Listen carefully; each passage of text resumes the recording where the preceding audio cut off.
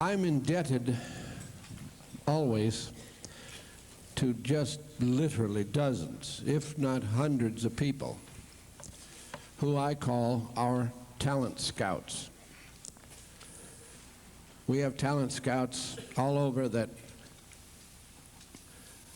recommend to us speakers, presenters, weekly, if not daily.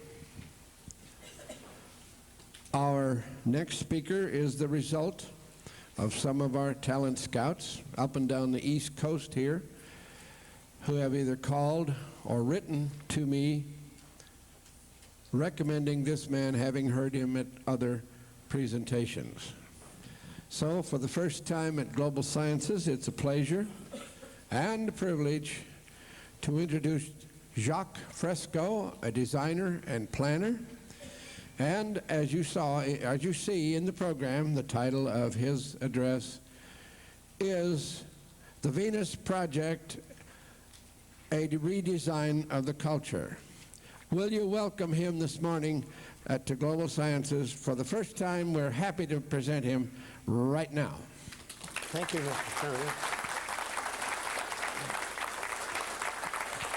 I want to thank Mr. Stoner and all of you here tonight that are here to listen to new ideas.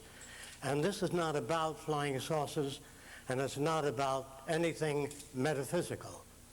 I'm talking about today about the physical world. That's the only one I know.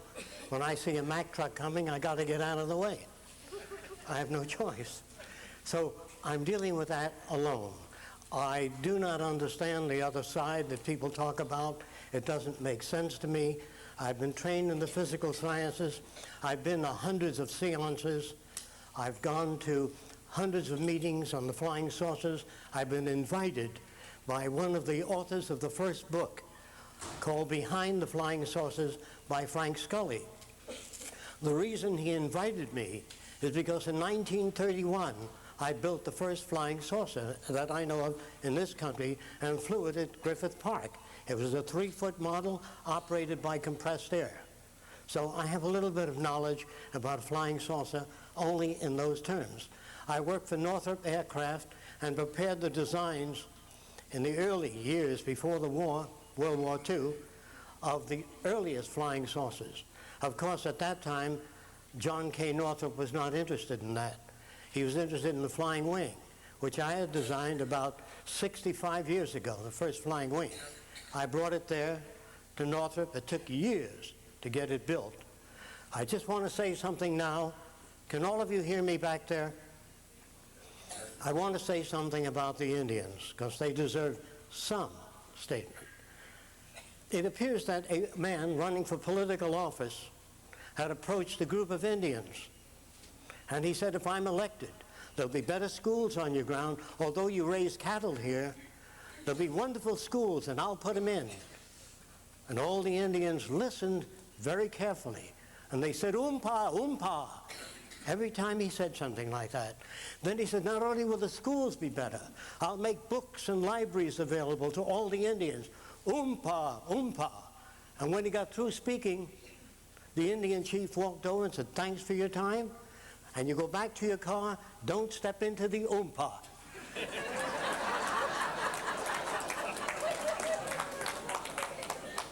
And this is what I've got to say about the Indians. What I've got to say about the bankers is more interesting. This man needed $1,000, an operation on his wife. He was a good citizen, but he only managed to save like $1,200. And he went to a banker and he said, I'd like to borrow $1,000. The banker says, sure. Do you have any collateral? He said, no, I've never been able to afford anything like a car or a house, but I'm known in this community for 50 years. I'm a good man. The banker says, yes, nice. Have you got any collateral?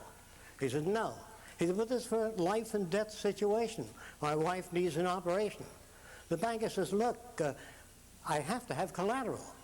So the man walking out depressed, the banker turned around and said, I'll tell you what, I'll give you $1,000 if you can tell me which eye is made of glass. The man said, that's easy, the left eye is made of glass. And the banker said, how did you know that? He said, the glass eye has more humanity. So you know my attitude about bankers. Now you'll get my attitude about the world we live in. You don't have to accept the thing I say, but please listen. And the language that I would request of you is using the English language in a slightly different way. In other words, when I first presented a flying wing to the Northrop Division of Douglas Aircraft, the chief aerodynamicist said that you'll never maintain stability without a tail, meaning he said you would be confronted with a problem called yaw. That is, the airplane will move this way and that way without a tail. And I said, what school did you graduate from? And he told me, and I said, isn't it proper to say, how in your flying wing do you prevent yaw? Not, you'll never be able to prevent yaw. That is slamming the door before you hear a new idea. And this slamming of the door occurs almost all the time, particularly an interesting book by Plato called They All Laughed. When the Xerox machine was taken to American companies, how many of you know they turned it down? They turned down the typewriter.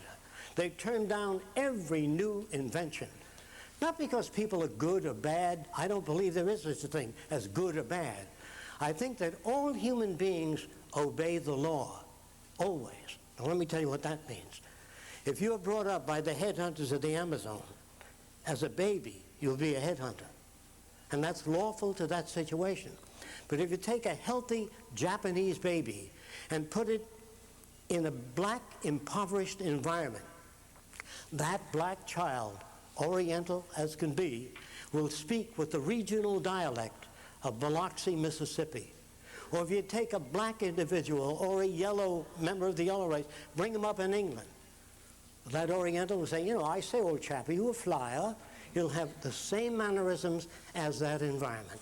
That's what I mean by lawful. No one can break the law. Natural law is real. Man-made law is false. Man-made law is designed to keep those in power in power. So a child walks up to mother and says, who loves you more than anyone else? The child would say, Mommy and Daddy. She says, that's right. You pick up your child and say, who's the greatest person? And Daddy. You say, that's right. So here you propagandize your program into a set of values in which you use the term right and wrong. Scientists don't use that term. They say that the inventions we have today are the best we know how to turn out up to now. But tomorrow, they'll be old. If I were to design a new city that everyone would look at and say, well, this is perfect, that would be a straitjacket to future civilizations. There's no such thing as utopia, no such thing as the best of all possible worlds. Since we learn new things, since all of you know your television set, your automobiles are becoming more intelligent as time goes on. In fact, your car will tap you on the shoulder and say, look, you need a fuel change or an oil change. So how smart do you want machines to be? The question is, can machines really think? That question cannot be answered unless one of you say, this is what I mean by think. Can a machine make an adjustment to a situation that it hasn't been programmed to? If that's what you mean by think, the answer is yes. Will machines ever be able to create symphonies like Beethoven, Bach, Brahms, and Wagner, and really come up with really new inventions? I don't mean programmed by some engineer. Then they're going to come up with that engineer's programming. Yes. Now, of course, the next question is, well, how can they do that? How can they possibly do that? Well, when you go to school, when you go to medical school, and some professor says, you see that circular spot? That's malaria. You see this? That's psoriasis. You've got to remember the patterns. And if a group of doctors get together and they witness a new pattern they never saw before, they go like this. That means I don't know what the hell I'm looking at. So, Dr. Jones, can you come in here? This guy has been around the world.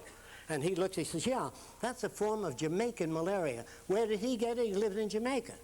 So everything that gets into your head comes through the ears, the eyes, the nose, nothing comes from the intelligence out there and manages to get in.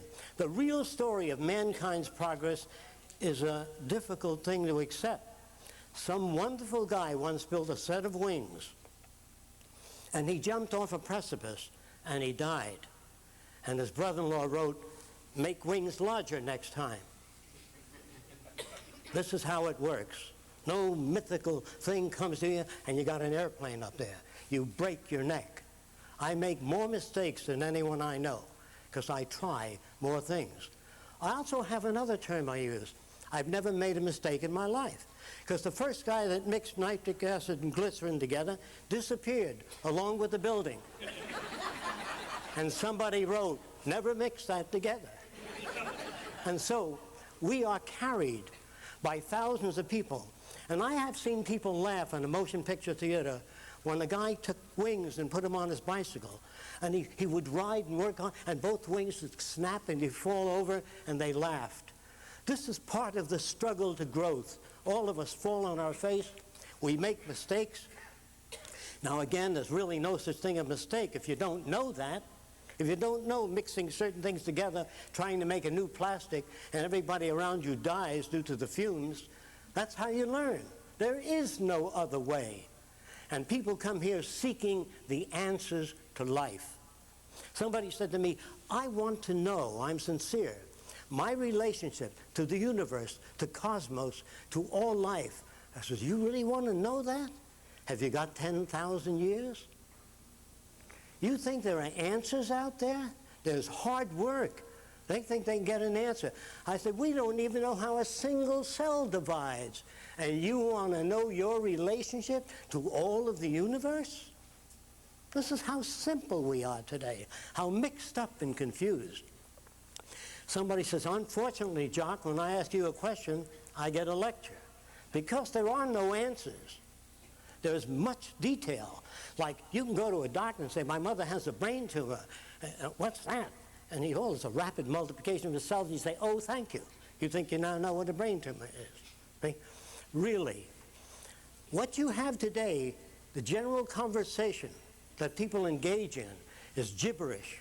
There's very low signal. Is there anyone into electronics here? You know what signal to noise ratio means? There's a lot of noise out there. And the noise sounds like when something terrible happens, there. We call that noise. When you're driving your car and there's a sign that says "slippery when wet," that's noise. Take away that sign, bank the highway, put an abrasive in so it's not slippery when wet. Is that clear? You have many signs, 15 miles an hour, 14 miles an hour, school district. The power output in the Venus Project in a school district will be 15 miles an hour. There's no sign, so you can drive your car. When you come to a school district, you can step on the pedal all you want to. It'll only go 15 miles an hour. But if I don't like you, and I want to drive into your car, we have sonar and other equipment on all automobiles, so I can't hit your car even if I wanted to. Look, if we can send a spaceship to Mars, land softly, pick up samples of the soil, telemeter it back to the Earth, surely we can drive Aunt Minnie's car downtown. So all you have to do is get in the car that's appropriately designed and say, Art Center, District A, and your car will take you there. So get your hands off the steering wheel. Okay? Human beings used to operate elevators. I don't know if there's anybody here that remembers that. But they grab the little crank and they try to move it to get you to the right floor. And they went up and down. They couldn't quite get it right. Today you get in an elevator, press 15. In the future, 15. They say, "How are you today, Mrs. Morgan?" The elevator will look and scan, say you're not looking well. Have you had a good vacation this year? You know. In other words, how smart do you want machines to be? Those of you that know what a pressure transducer is, it's a little unit. When you squeeze it, it generates electricity. We could put a pressure transducer in the tires in an automobile. And if you decided to kick my front right tire, it'll say, "Ouch, my front right tire." And they put a pressure transducer in the rear tire and kick it real hard. "Ouch, my rear left tire." Now, we don't put that in the car because we don't need it in the car. We got it in human beings. The human beings have make a lot of noise, and when they're late for work, they come to a red light and they gas the engine.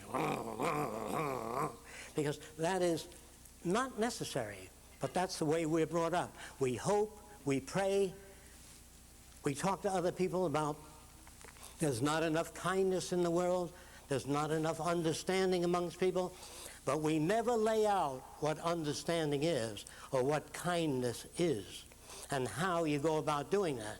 That's what the Venus Project is about. The Venus Project is the redesign of our culture, our entire social system, our schools, our medical institutions, our nutritional concepts, and mainly our language. In the future, the new language, they will hit a piece of cobalt or nickel or chromium with a sound wave. What bounces off that sound wave, what bounces off that chromium or nickel will be a certain type of wave band. And that wave band is the way you write chromium in the future. And when you write that wave band, you'll get the mixture. Chromium, manganese, tungsten, exactly what's in that metal. The language of engineering is something like that. When an engineer says, see this cable? It's the strongest cable ever developed. Another engineer will say, what's the tensile strength? That is, how much will it hold? And he says, 80 tons. He says, that cable, 80 tons? When can you demonstrate that? Engineers do not use the term, believe me. They never use that language. Engineers do not use the word, believe me. They say, check it out. Isn't that wonderful? Even when we design an airplane, and I figure that that airplane wing will carry 20 Gs before it comes off, we pile sandbags on it. And we load it down, even though all the mathematical figures tell us that it will hold up that weight. Bingo, we break the wings, and we now know that it can hold up that amount of weight. And even after that, we dive the airplane down and pull out to see if the wings begin to loosen or anything. And after that, we roll it. Then we pick up the airplane 20 feet off the ground and drop it to see if the landing gear holds up. Now, how honest can you be? The engineering language has no slop in it. If an engineer designs a bridge and there's 100 people and it caves in, he says, it's an act of God. He'd never get away with that. Poor engineering, poor calculations, bad material selection. The real world is a hard place to live in. It's a hard place to understand. And so we become metaphysicians. We say things like, the birds build a nest to take care of their young. There's such a thing as instinct. The fish will migrate thousands of miles to the sporting grounds without ever having gone to school. No big fish rolls out a blueprint and says, now, here's how you get to Lake Okeechobee, or here's how you get to the sporting grounds, or here's how you find the Orinoco River. No, the fish just go there. And since many naturalists and decent human beings do not know how that works, they invented a word called instinct. It has no meaning at all. I don't know what the hell. It means something like somehow they inherited something through the protoplasmic bridge. That is, fish have been doing it for years, and they passed that on. You can't pass on anything to your offspring. If you're born without eyes, born blind, and you die, say, at 35, and they do an autopsy, there is no development in the occipital lobe, none. And if you're born deaf, there's no development in the temporal lobe, no cell groupings. Therefore, it appears, honestly, being honest, there's no way for information to get to you except through the ears, through the nose, sense of smell. Look, when I hold up a cross, it lands on your retina. That's stored in your brain. Then you hear the word cross. That's associated with it. That's called a link. Then you touch it, and you feel the shape of it, and you know it's a cross. Then you smell it, and it's pine. So the next time you smell pine, you might think of a cross. Or even you've touched that shape. A person born blind, given eyesight through surgery, corrected, doesn't know their mother, their father, nor anyone sitting in the room until they speak. Ah, that's Uncle Harry. Someone else speak, that's Aunt Minnie. And they don't know what an orange is or an apple unless they touch it. A person born blind touches the apple, and try it sometime. Try touching a scissor with one finger and see how long it takes you to know it's a scissor or a pair of tweezers. But blind people accommodate through teletactile means. We think that every problem can be solved. Not within this culture, not within the use of the language. All the international problems that exist can be solved. The Venus Project proposes a redesign of our culture, changing the way we think, the way we look at the world, and everyone in the culture, it would be free of a monetary system. No money, no tokens, no exchange of any kind. Here's how it works. In the South Sea Islands many years ago, the natives had all the bananas, all the coconuts, all the fish they wanted. And no one ever stole any sand. Imagine you going to the beach stealing sand, looking both ways, because it's there. The oxygen we breathe is very valuable. And I never see anybody opening a bottle, pumping it out, closing it, and running off with it. It doesn't spoil you to have what you need. Only in our monetary world, you can't have what you need unless you work. Work is offensive. We consider all work boring and offensive. Unless you're doing creative work, something original, new, and different. Yes, that's good. But a young girl sitting at a typewriter, the best years of her life, and then she retires, what do you think she's got up here? Corporate letters. The poor dear. I mean, she has no knowledge of how to live with people, how to relate to people, how to share values with other people. It doesn't exist. Now, what do you think of a guy who's successful and he has 5 hardware stores? Now he's got 20 hardware stores. Then he retires. You know what he does? He walks along Miami Beach, if that's where he's at, and he looks at the hardware. Oh, Harrison Hardware. They don't use Johnson Hardware on their doors. See? The brain is loaded with crap. And so how many of us learn to put into our heads that which is significant? What is this group? It's a group that is searching for significance. And we say a measure of intelligence is the ability to extract significance from any situation. Now, in a real situation, I've worked on many problems. In order to develop motion pictures in 3D without the use of glasses, you have to know what 3D is. If you can state the problem, the solutions are not far away. Most of us don't even know what the problem is. And here, there are groups of people trying to raise money to communicate with intelligent life out there, extraterrestrials. And you know that the Democrats can't communicate with the Republicans. And you know that husbands and wives can't communicate. Children can't communicate. The French have difficulty with the English, and the Russians with the Americans. So if we can't communicate, how the hell are they going to communicate with extraterrestrials? Suppose they arrive, and you look at them, and they got 9 hands, 9 arms. And you know, I'm not going to invite that creep into my house. Instead of saying, what do you do with these 9 hands? I scratch my back, I read a book, I drink a cup of coffee, and shave at the same time.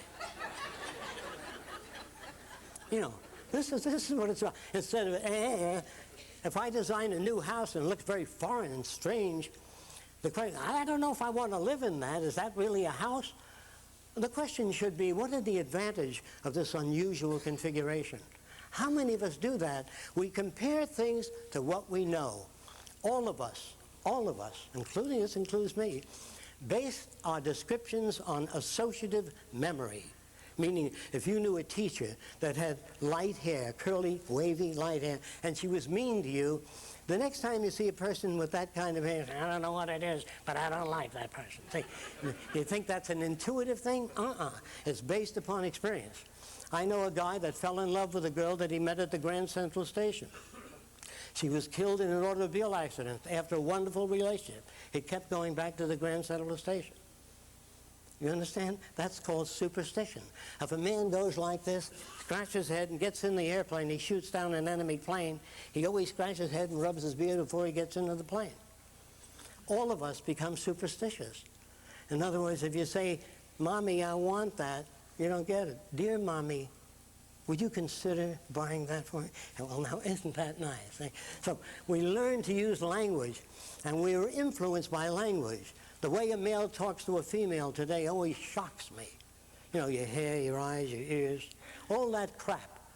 If a guy took me to a movie and they were playing music we heard, and he grabbed my hand and said, Jacques, they're playing our song. That's not our song. We do that with women. We light candles. We play nice music, take them to dinner. That's called strategic rape.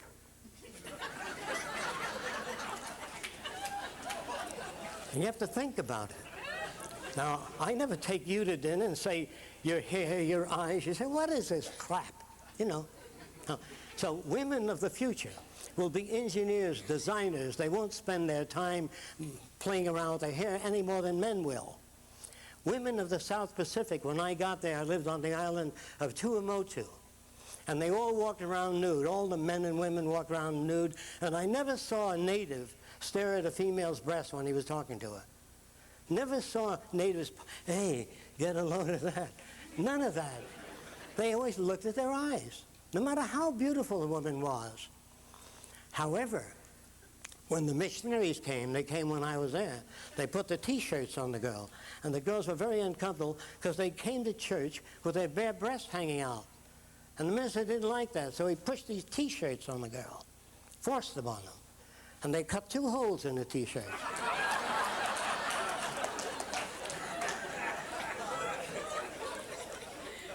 So you think many people write books on normal human behavior. We don't know what that is. We're all indoctrinated. You know, we're young, we go to school, and go, hey, get a load of that gal, she's well stacked. Hey, look at that butt. Men get that all the time. In the movies, the camera right on the cleavage line of a female that leans forward. She crosses her leg, the guy loosens his collar. Years ago, when women wore bathing suits down to the ground and they saw her ankle, they used to loosen their collar. Now, if you understand what I'm talking about, you have to think about it.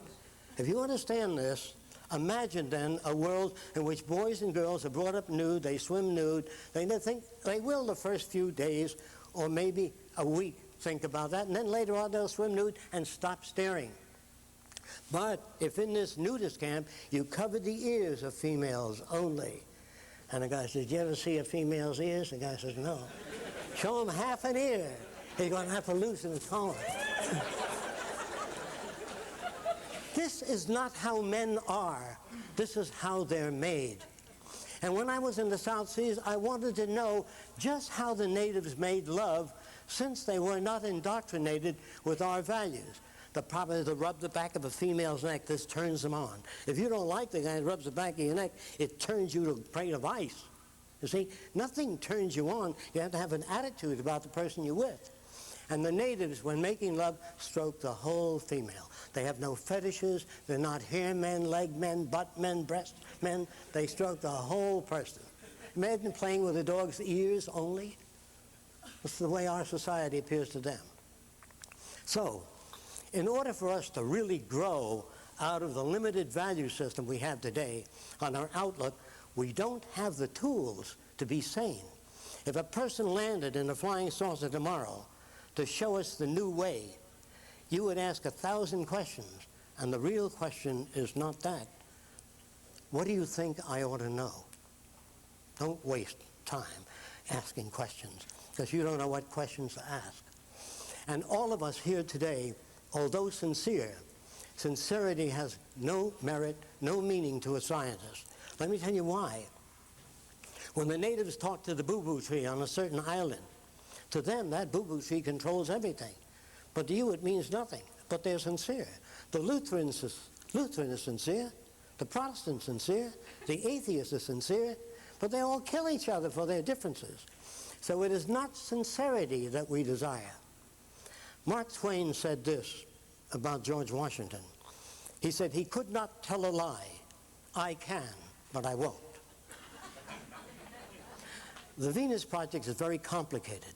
It's not easy for me to describe it here, how it works. It's a civilization without conflict, without war, without police, without prisons.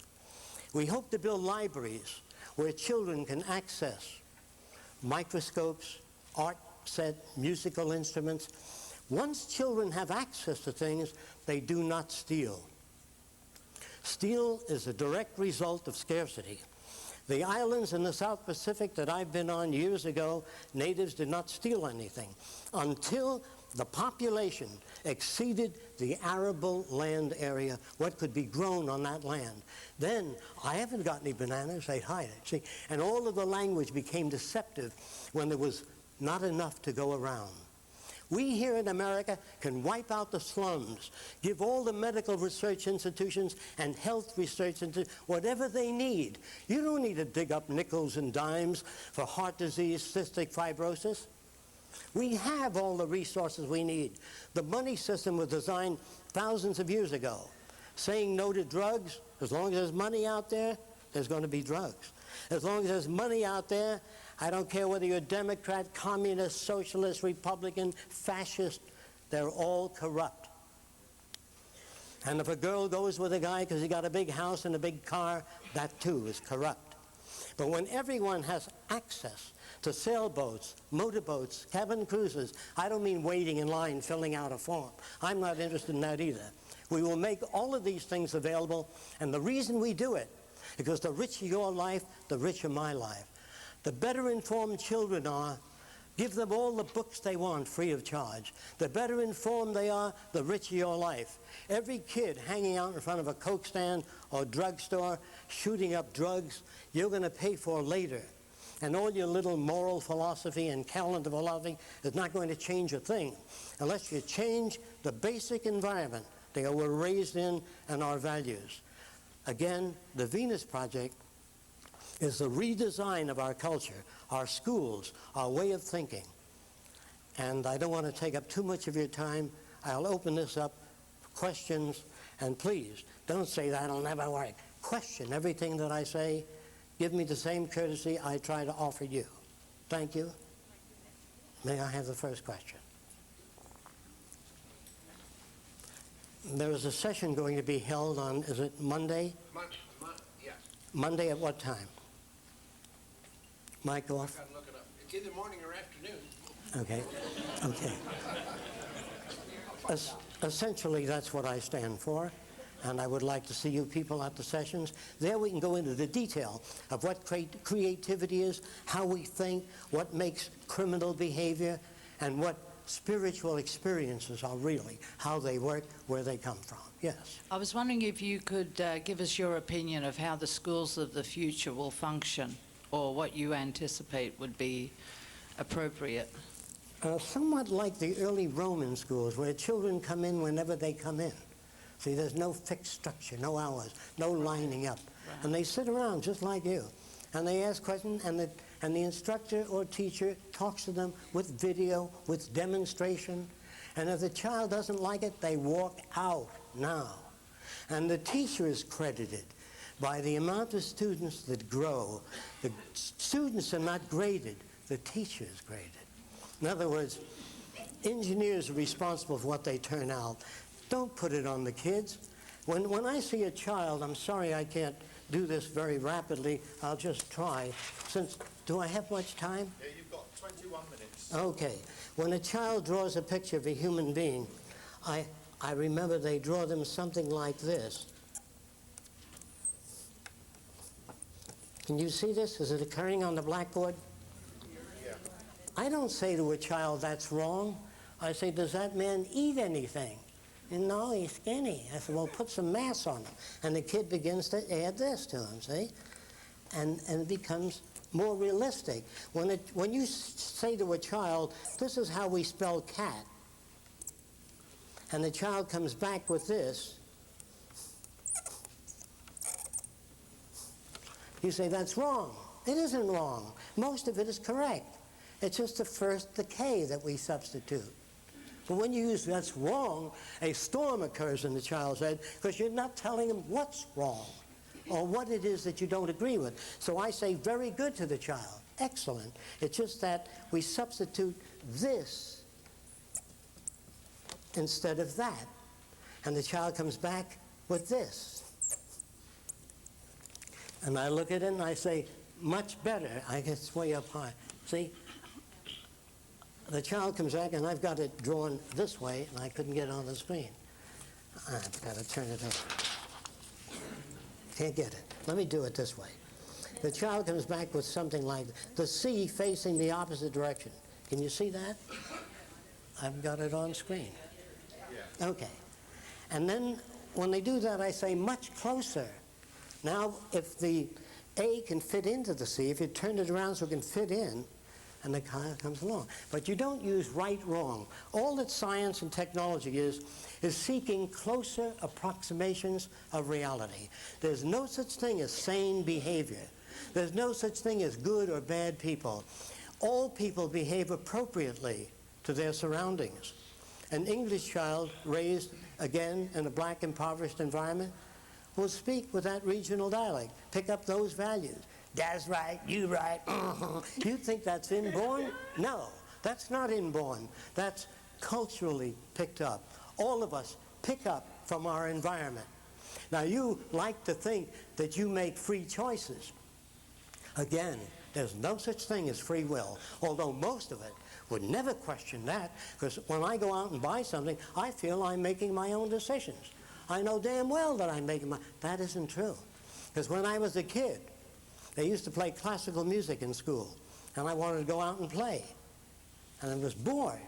But later, when I met people that I liked, they liked classical music. People questioning things in the world, and they used to have musicales. And by association, I learned to like.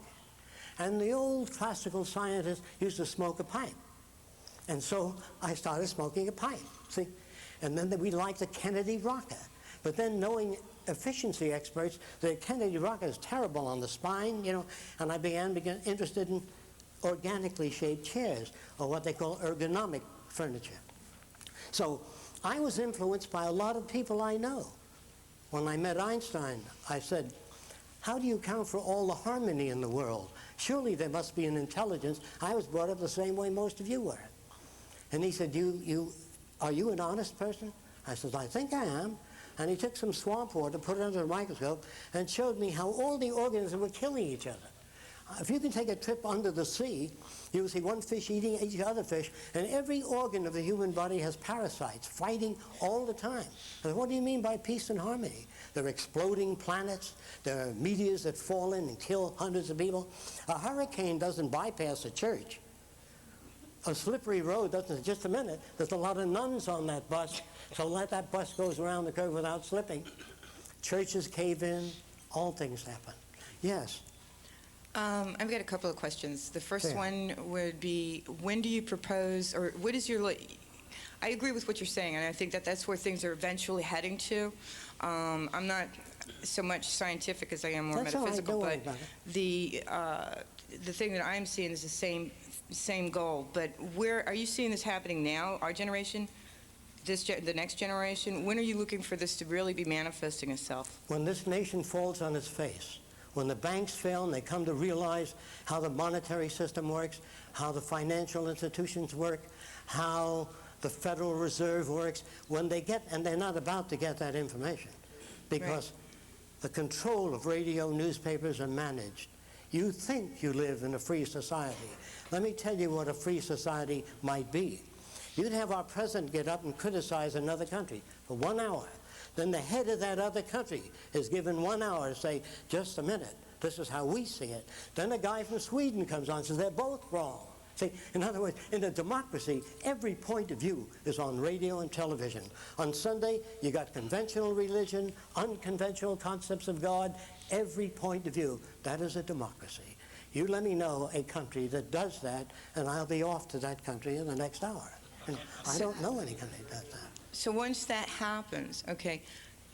The breakdown, then okay. you get a military dictatorship, because thousands of people are going to be breaking into supermarkets. Right. If we constantly put in new machines and displace people, downsizing it's called, eventually there are machines they're working on now that can type to speech. I'm sure some of you know that. The Japanese have a little machine you wear around your neck, and you can go to Japan and in English say, where's the nearest Hilton hotel? Translate the Japanese right away. So you don't need to learn a foreign language. 10 years from now, you can go anywhere in the world and sit with a Swedish family or any other kind of family and speak in your own tongue. I'm saying that what the future that I'm talking about lifts every human. There's no stratification, nor is there a human government. We use computers to keep the air clean, the water clean, provide food and nutrition for everyone. The minute you put people in, so you know, some people here have been conditioned against machines. I never saw a machine drop a bomb without a human behind it. I never saw anyone fly over a city and press a button and burn it up, operated by machine. Always humans. Who do you think is dumping garbage and radioactive material into the air? Human beings. Don't get mad at the machine. A hammer can be used to put up a building or clobber another person to death. So we curse the hammer and get mad at the hammer. Remember, there are people behind every violent act. No machine ever cut up children like Jeffrey Dahmer. In other words, just think about what people do. So human beings right now are at the tail end of the Middle Ages. Even with all your technology, your language is primitive, your inability to communicate, as you know, is true. I'm not condemning this. I'm just saying that that's where we are at this time. If you really wish to get a comprehensive view of the future, come to our sessions and question the hell out of everything. Don't accept anything I say until it makes sense to you. Yes. This is an organization then that's already in It's the Venus place. Project. And this is based out of where? Venus, Florida. All of you are welcome to come and visit the Venus Project. It exists. It's not something on paper. We put up domes. We have beautiful gardens and water and lakes. And we dug them all. There was nothing there. We returned the land back to what it used to be, where science and high tech can live together with human concern. Science without human concern amounts to nothing. Let me repeat myself. All the marvels of science and technology, to me, are just so much junk. Unless it raises human beings, they forgot what the purpose of their endeavor was. Yes? This is wonderful. Ever since I was 12 years old and I was thinking about what needs to be done in the world for the better, and I made a long list, and I decided that the best thing on my list was that needed to be changed was wrong concepts. And I said to myself, well, how can wrong concepts be changed? And it came into my mind, you dissolve wrong concepts with right concepts. And I think that your group is doing that. And I think it's exactly what I've been looking for years and hoping that somebody would do it. Do you really feel that? We just use different language. When you use right and wrong, I don't. I just say that our concepts are the best we have up to now, and as we learn new things, we move up. That's why there's no fixed set of values, or the 7 laws of wisdom. I love that crap. Like there's exactly 7 laws of wisdom. Or matter has 3 states, solids, liquids, and gases. What about the state in between? That's much more interesting. So really, as we grow, we learn new things, and the future, somebody says to me, well, what is the future going to be like?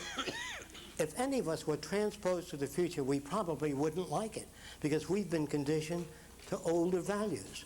You see, I think it was Arthur C. Clarke that said, if I write a book, or wrote a book, that everybody liked and identified with, I wouldn't be saying anything new. Think about that. Thank you for your time. Thank you very much. It's been a privilege.